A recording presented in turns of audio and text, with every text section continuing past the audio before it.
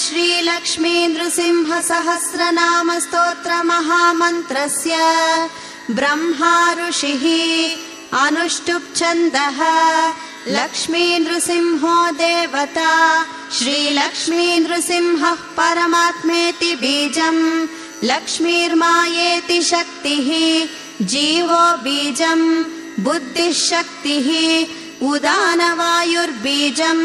सरस्वती शक्तिः व्यञ्जनानि बीजानि स्वराः शक्तयः ॐ क्षां ऐं ह्रीं इति बीजानि क्लीं श्रीं आं आं इति शक्तयः विकीर्णनखदंष्ट्रायुधेति कीलकम् आकारा इति वेदकम् ॐ श्रीं हं क्षं स इति लक्ष्यम् वराभये मुदे उग्रं वीरमित्यादि मूलमन्त्रः श्रीलक्ष्मी नृसिंह प्रसाद सिद्धिद्वारा सर्वाभीष्टवाप्त्यर्थे जपे विनियोगः ध्यानम् सत्यज्ञानसुखस्वरूपममलं क्षीराब्धिमध्यस्थितम् योगारूढमतिप्रसन्नवदनं भूषा सहस्रोज्ज्वलम् त्र्यक्षं चक्रपिनाकसाभयवरान् बिभ्राणमर्कच्छविम् छत्रीभूतपणीन्द्रमिन्दुधवलं लक्ष्मी नृसिंहं भजे उपास्महे नृसिंहाख्यं वेद वेदान्तगोचरम् भयोलालित संसारच्छेद हेतुं जगद्गुरुम् पराशर उवाच मन्त्रज्ञानक्रिया योगसारभूतैश्च नामभिः ब्रह्मणा संस्तुतो विष्णुः सहस्रं तद्ब्रवीम्यहम् ब्रह्मोवाच ॐ नमो नारसिंहाय वज्रदंष्ट्राय वज्रिणे वज्रदेहाय वज्राय नमो वज्रनखाय च वासुदेवाय वन्द्याय वरदाय महात्मने वरदाभयहस्ताय वराय वररूपिणे वरेण्याय वरिष्ठाय श्रीवराहाय ते नमः प्रह्लादवरदायाथ प्रत्यक्षवरदाय च परात्परपरेशाय पवित्राय पिनाकिने पावनाय प्रसन्नाय पाशिने पापहारिणे पुरुस्तुताय पुण्याय पुरुहूताय ते नमः तत्पुरुषाय तप्याय पुराणपुरुषाय च पुरोधसे पूर्वजाय पुष्कराक्षाय ते नमः पुष्पहासाय हासाय महाहासाय शार्ङ्गणे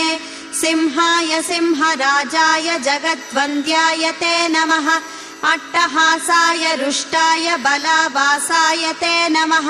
भूतावासाय भासाय श्रीनिवासाय खड्गिने खड्गजिह्वाय खड्गाय खड्गावासाय वै नमः नमो मूलाधिवासाय धर्मावासाय धन्विने धनञ्जयाय धन्याय नमो मृत्युञ्जयाय च सुभञ्जनाय सूत्राय नमः शत्रुञ्जयाय च निरञ्जनाय नीलाय निर्गुणाय गुणाय च निष्प्रपञ्चाय निर्वाणप्रदाय निबिडाय च निरालम्बाय नित्याय निष्कलाय कलावते निर्द्वन्द्वाय निराशाय निश्चलाय निजाय च निर्मलाय निदानाय निर्मोहाय निराधये नमो नित्याय सत्याय सत्कर्म निरताय च सत्यध्वजाय मुञ्जाय मुञ्जिकेशाय केशिने हरिकेशाय केशाय सुधाकेशाय वै नमः सुकेशायोर्ध्वकेशाय केशिसंहारकाय च जलेशाय स्थलेशाय पद्मेशायोग्ररूपिणे कुशेशायानुकूलाय केशवाय नमो नमः श्रुतिकण्ठाय शुष्काय रक्तजिह्वाय शङ्खिने दीप्तरूपाय दीप्ताय प्रदीप्ताय प्रबोधिने प्रच्छन्नाय प्रबुद्धाय प्रभवे विभवे नमः प्रभञ्जनाय पार्थाय प्रमाय प्रतिमाय च प्रकाशाय प्रतापाय प्रज्वलायोज्ज्वलाय च ज्वालामाला स्वरूपाय ज्वालसिंहाय ज्वालिने नमो ज्वालाय कालाय कालामूर्तिधराय च कालान्तकाय कल्पाय कालात्मकलनाय च कालचक्राय चक्राय सदा चक्राय चक्रिणे अक्रूराय कृतान्ताय विक्रमाय क्रमाय च कृतिले कृत्तिवासाय कृतज्ञाय कृतात्मने संक्रमाय च क्रुद्धाय क्रान्तलोकत्रयाय च अरूपाय स्वरूपाय हरये परमात्मने अजेशायादिदेवाय अक्षयाय च अघोराय सुघोराय घोरघोरतराय च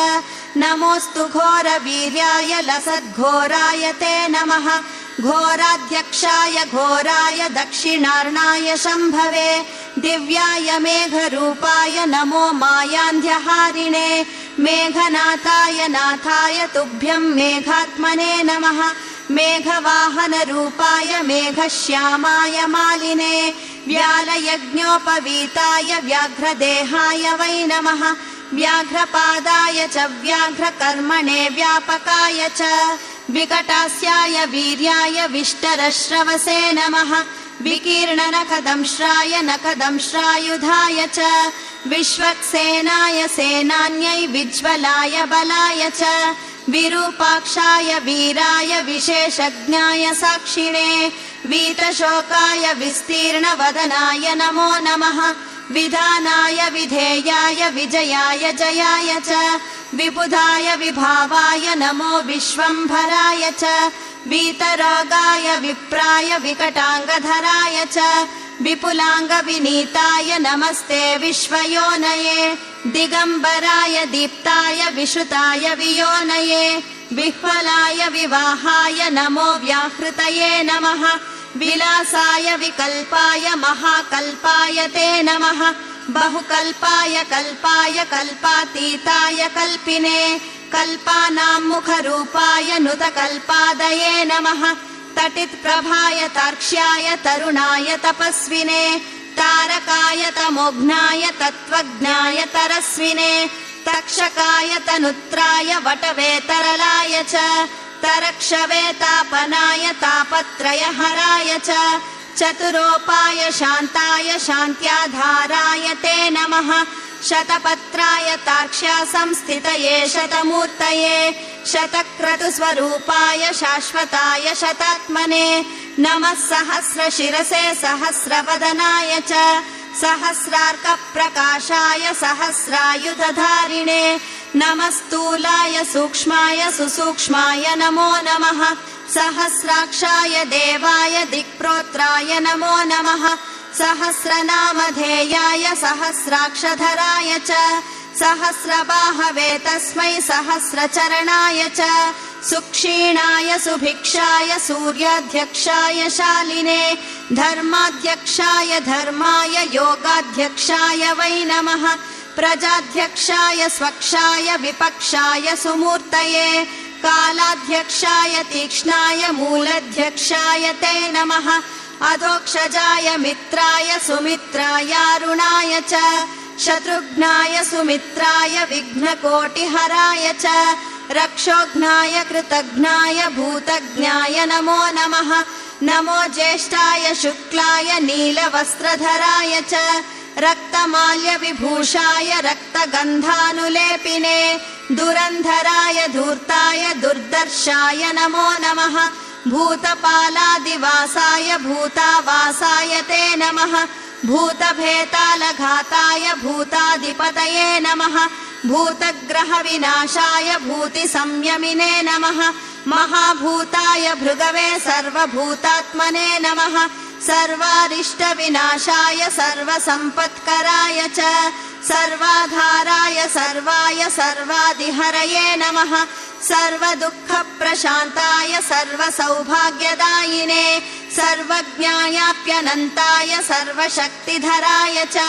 सर्वैश्वर्यप्रदात्रे च सर्वकार्यविदायिने सर्वज्वरविनाशाय सर्वरोगापहारिणे सर्वखेचरहन्त्रे च सर्वोत्पापनिघातिने पिङ्गाक्षायैकशृङ्गाय द्विशृङ्गाय मरीचये बहुशृङ्गाय शृङ्गाय महाशृङ्गाय ते नमः माङ्गल्याय मनोज्ञाय मन्तव्याय महात्मने महादेवाय देवाय मातुलुङ्गधराय च महामाया प्रसूताय मालिने जयशालिने महोदराय मन्दाय मदाय मदनाय च मधुकैटभहन्त्रे च माधवाय मुरारये महावीर्याय धीराय चित्रवीर्याय ते नमः चित्रकृत्याय चित्राय नमस्ते चित्रभानवे मायातीताय मेषाय महावीर्याय ते नमः महाबीजाय बीजाय तेजोधाम्ने विभूतये तेजोमय नृसिंहाय नमस्ते तेजसाम्निधे महादंष्ट्राय तुष्टाय नमः पुष्टिकराय च शिपिविष्टाय हृष्टाय पुष्टाय परमेष्टिने वरिष्ठाय वसिष्ठाय गरिष्ठायेष्टदायिने नमो ज्येष्ठाय तुष्टाय श्रेष्ठायामिततेजसे अष्टाङ्गन्यस्तरूपाय सर्वदुष्टान्तकाय च वैकुण्ठाय विकुण्ठाय शितिकण्ठाय ते नमः कण्ठीरवाय लुण्ठाय शनिराहुहराय च सत्त्वोद्रिक्ताय कृष्णाय रजोद्रिक्ताय वेधसे तमोद्रिक्ताय रुद्राय ऋग्यजुस्सामगाय च ताक्षध्वजाय भद्राय मन्त्रराजाय मन्त्रिणे त्रिनेत्राय त्रिवर्गाय त्रिधाम्ने च त्रिशूलिने त्रिकालज्ञानरूपाय त्रिदेहाय त्रिरात्मने नमस्त्रिमूर्तिवन्द्याय त्रितत्त्वज्ञानिने नमः अक्षोभ्यायानिरुद्धाय अप्रमेयात्मभानवे अमृतायाप्यनन्ताय अमितायामराय च अपमृत्युविनाशाय अपस्मारविघातिने अन्नदायान्नरूपाय अन्नायान्नाभुजे नमः नाद्याय निरवद्याय वेद्यायाद्भुतकर्मणे सद्योजाताय साध्याय वैद्युताय नमो नमः अद्वातीताय सत्त्वाय वागतीताय वाग्मिने वागीश्वराय गोपाय गोप्त्रे गोहितकारिणे पर्जन्याय प्रबुद्धाय प्रधानपुरुषाय च पद्मगर्भाय पद्माय पद्मनाभाय भासिने पद्मनेत्राय पद्माय पद्मायाः पतये नमः पद्मोद्भवाय पूताय पद्मकल्पोद्भवाय च नमो हृत्पद्मवासाय भूपद्मोद्धारणाय च शब्दब्रह्मस्वरूपाय ब्रह्मरूपधराय च ब्रह्मणे ब्रह्मरूपाय ब्रह्मनेत्रे नमो नमः ब्रह्मादये ब्राह्मण्याय ब्रह्मात्मने नमः सुब्रह्मण्याय देवाय ब्रह्मण्याय त्रिवेदिने परब्रह्मस्वरूपाय पञ्चब्रह्मात्मने नमः नमस्ते ब्रह्मशिरसे नमः कशिरसे नमः अथर्वशिरसे नित्यमशनिप्रमिताय च नमस्ते तीक्ष्णदंष्ट्राय लोलाय ललिताय च लावण्याय लवित्राय नमस्ते भास्कराय च लक्षणज्ञाय लक्षाय लक्षणाय नमो नमः अवलिप्ताय लिप्ताय विष्णवे प्रभविष्णवे वृष्टिमूलाय कृष्णाय श्रीमहाविष्णवे नमः पश्यामि त्वां महासिंहं हारिणं वनमालिनं किरीटिनं कुण्डलिनं सर्वाङ्गं सर्वतोमुखं सर्वतः पाणिपादोरुं सर्वतोक्षिशिरोमुखं सर्वेश्वरं सदा तुष्टं सत्पदं समरप्रियं बहुयोजनविस्तीर्णं बहुयोजननासिकं महारूपं महावक्त्रं महादंष्ट्रं महाभुजं महारौद्रं महानन्दं महाकायं महाबलम् अनाभिर्ब्रह्मणो रूपमागलाद्वैष्णवं तथा आशीर्षाद्रौद्रमीशानं तदग्रे सर्वतः शिवम् नमोऽस्तु नारायण नारसिंह नमोऽस्तु नारायण वीरसिंह नमोऽस्तु नारायण दिव्यसिंह नमोऽस्तु नारायण व्याघ्रसिंह नमोऽस्तु नारायण पुच्छसिंह नमोऽस्तु नारायण पूर्णसिंह नमोऽस्तु नारायण रौद्रसिंह नमोऽस्तु नारायण दैत्यसिंह नमो नमो भीषणभद्रसिंह नमो नमो विह्वलनेत्रसिंह नमो नमो भूहितभूतसिंह नमो नमो निर्मलचित्तसिंह नमो नमो निर्जितकालसिंह नमो नमो कल्पितकल्पसिंह नमो नमो कामदकामसिंह नमो नमस्ते भुवनैकसिंह द्यावा पृथिव्योरिदमन्तरं हि व्याप्तं त्वयैकेन दिशश्च सर्वाः दृष्ट्वाद्भुतं रूपमुदग्रवेगं लोकत्रयं प्रव्यथितं महात्मन् अमीहित्वा सुरसङ्घा विशन्ति केचिद्भीताः प्राञ्जलयो गृह्णन्ति स्वसीत्युक्त्वा मुनयः सिद्धसङ्गास्तुवन्ति त्वां स्तुतिभिः पुष्कलाभिः रुद्रादित्या वसवो ये च साध्या विश्वेश्विनौ मरुतश्चोष्मपाश्च गन्धर्वयक्षासुरसिद्धसङ्घा वीक्षन्ति त्वां विस्मिताश्चैव सर्वे लेलिह्यसे ग्रसमानः समन्ताल्लोकान् समग्रान् वदनैर्ज्वलद्भिः तेजोभिरापूर्य जगत्समग्रं भासस्तवोग्राः प्रतपन्ति विष्णो त्वमिन्द्रजालप्रतिमप्रपञ्च क्रीडापरोऽपि स्वयमप्रपञ्चः भविष्णुस्त्वं सहिष्णुस्त्वं भ्राजिष्णुर्जिष्णुरेव च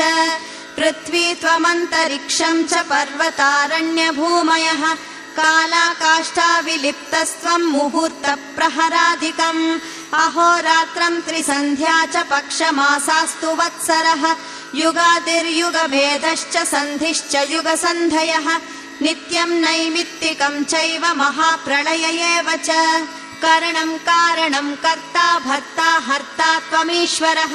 सत्कर्ता सत्कृतेर्गोप्ता सच्चिदानन्दविग्रहः प्राणस्त्वं प्राणिनां प्रत्यगात्मत्वं सर्वदेहिनां सुज्योतिस्त्वं परं ज्योतिरात्मज्योतिः सनातनः ज्योतिर्लोकस्वरूपस्त्वं ज्योतिर्ज्ञो ज्योतिषां पतिः स्वाहाकारः स्वधाकारो वषट्कारः कृपानिधिः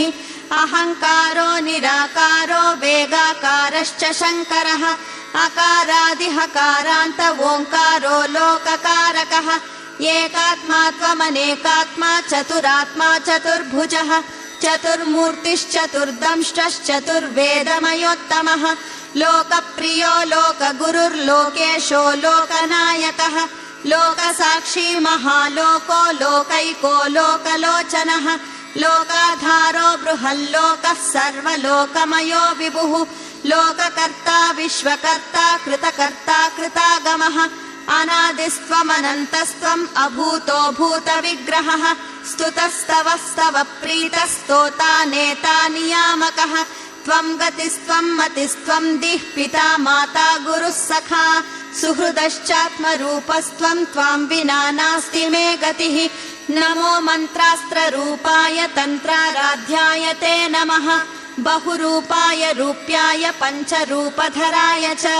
भद्ररूपाय रूप्याय योगरूपाय योगिने समरूपाय योगाय योगपीठस्थिताय च योगराजाय सौम्याय ध्यानगम्याय ध्यायिने ध्येयगम्याय धाम्ने च धामाधिपतये नमः धराधराय धर्माय धारणाभिरताय च नमो धात्रे विधात्रे च सन्धात्रे च धराय च दामोदराय दन्ताय दानवान्तकराय च नमः संसार वैद्याय भेषजाय नमो नमः क्षीरध्वजाय शान्ताय वाताय प्रमिताय च सारस्वताय संसारनाशनाय क्षमालिने असि चर्मधरायैव षट्कर्मनिरताय च त्रिकार्याय सुकार्याय परकार्य विघातिने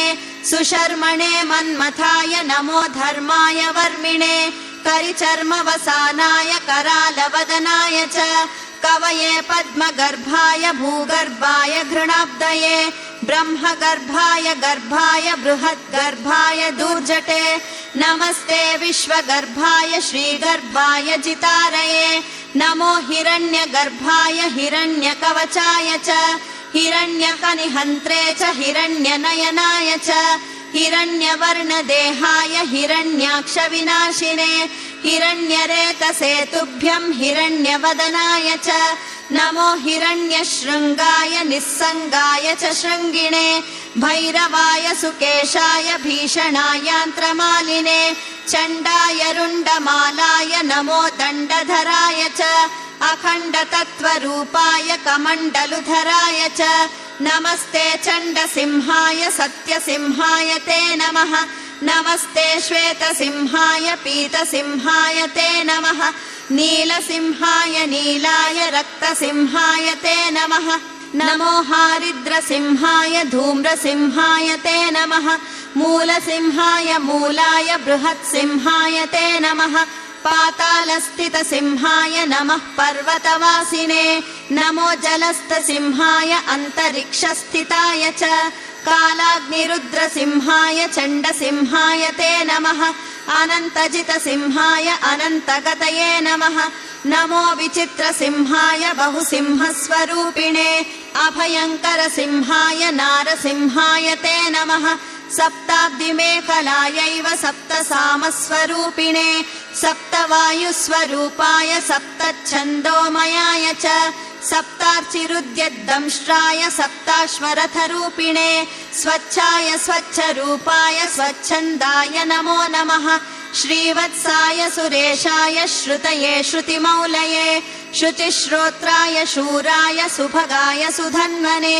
शुभ्राय सुरनाथाय सुप्रभाय शुभाय च सुदर्शनाय सूक्ष्माय निरुक्ताय नमो नमः सुप्रभाय च भावाय भवाय विभवाय च सुशाखाय विशाखाय सुमुखाय सुखाय च सुनखाय सुदंष्ट्राय सुरथाय रथाय च सांख्याय सुरमुख्याय प्रख्याताय प्रभाय च नमः खड्वाङ्गहस्ताय खेटमुद्गरपाणये गजेन्द्राय मृगेन्द्राय नागेन्द्राय दृढाय च नागकेयूरहाराय नागेन्द्रायागहारिणे नदीरूपाय नग्नाय नानारूपधराय च नागेश्वराय नागाय नमिताय नराय च नागान्तकरथायैव नरनारायणाय च नमो मत्स्यस्वरूपाय कच्छपाय नमो नमः नमो यज्ञवराहाय नृसिंहाय नमो नमः विक्रमाक्रान्तलोकाय वामनाय महौजसे नमो भार्गवरामाय रावणान्तकराय च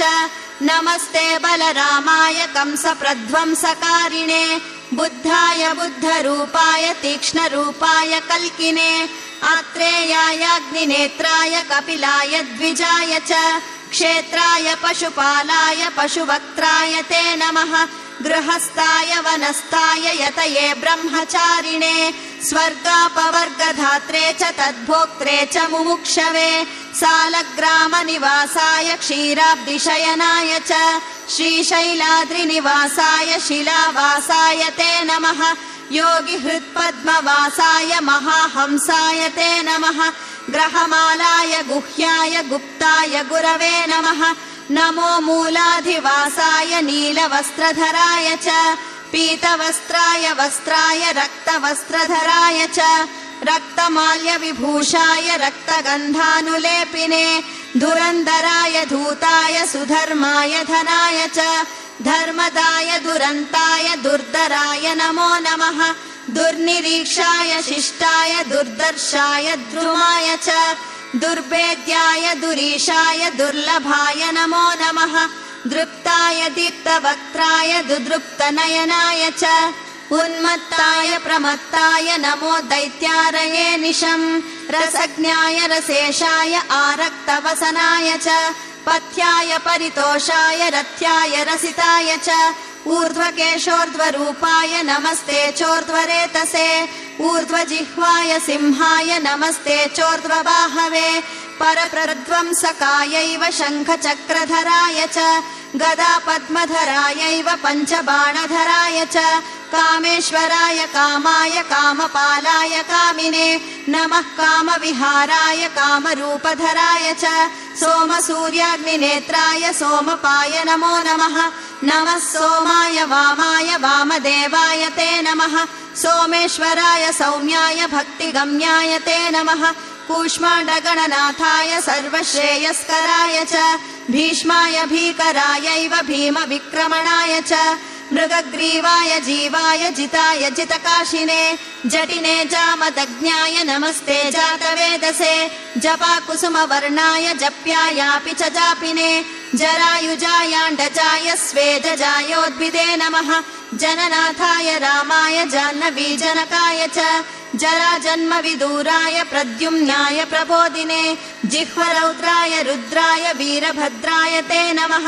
चिद्रूपाय समुद्राय कद्रुदाय प्रचेतसे इन्द्रियायेन्द्रियज्ञाय नमोऽस्त्विन्द्रानुजाय च अतीन्द्रियाय सान्द्राय इन्दिरापतये नमः ईशानाय च ईड्याय ईप्सिताय इनाय च व्योमात्मकाय व्योम्ने च व्योमकेशाय वै नमः व्योमाधाराय च व्योमावक्त्रायासुरघातिने नमस्ते व्योमदंष्ट्राय व्योमावासाय ते नमः सुकुमाराय रामाय शिंशुमाराय ते नमः विश्वाय विश्वरूपाय नमो विश्वात्मकाय च